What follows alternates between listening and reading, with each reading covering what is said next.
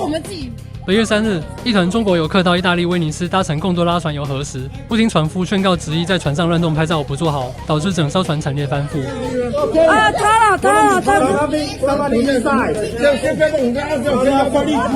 据一媒报道，这艘船上有5名中国游客，他们搭乘贡多拉船，正准备通过一处矮桥。船夫向中客们强调，船体重心必须放低，游客们在通过这一段时务必要做好，别乱动，这样他才可以好好掌舵。但这群中客不听船夫劝告，执意持续乱动拍摄。结果，当船只经过小桥时，果真重心不稳，整艘船翻覆，导致船上所有人，包括船夫在内，全都落水。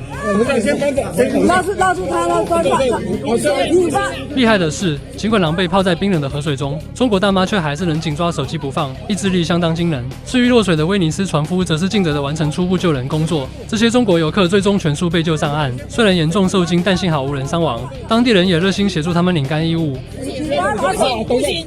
先等一下，好，拿手机来，来后面，好。